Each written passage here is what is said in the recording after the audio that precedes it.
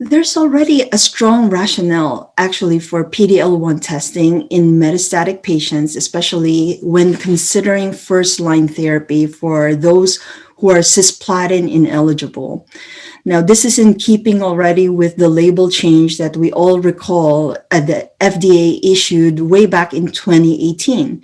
It was actually based on the Data Monitoring Committee analysis for both IMvigor130, which is the trial that was presented at GU-ASCO now, specifically the cis-ineligible population of patients, as well as Keynote 361 trial that restricted the use of monotherapy with atezolizumab and pembro for those only with PD-L1 high, staining patients in the cisplatin ineligible patients. And no testing was really required for those who are considered platinum ineligible, so meaning they're not eligible for carboplatin at all. So IMvigor130 trial, it was a global randomized phase 3 trial that looked at 3 arms.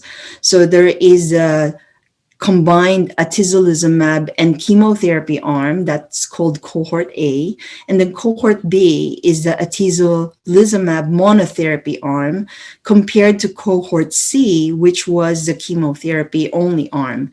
So the specific presentation at GU-ASCO looked at the clinical outcomes for the cis-ineligible patients. And this looked at the overall status, of all the patients, as well as those who were PD-L1 only. Now, note that they used a biomarker, so they used the Ventana SP142 IHC assay, to define PD-L1 status positivity. So anyone who had more than or equal to 5% staining in the tumor area, they were considered IC2/3. So that was the considered positive one.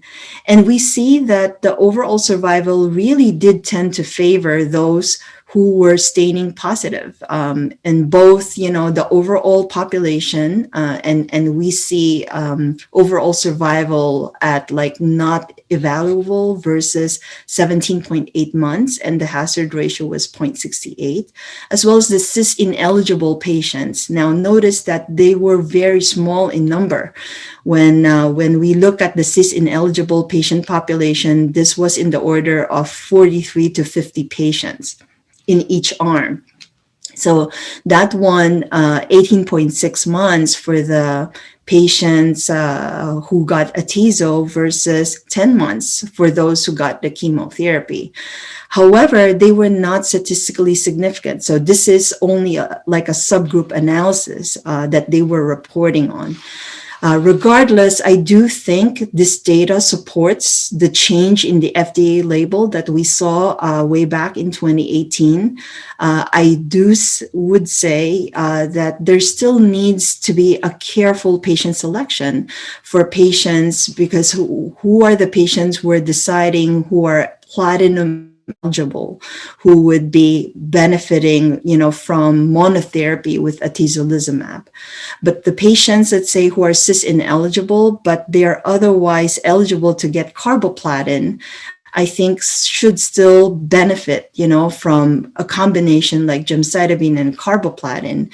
And if they do achieve good responses, either CRs, PRs, or stable disease, they can then go on to maintenance avelumab, which is also our current standard of care.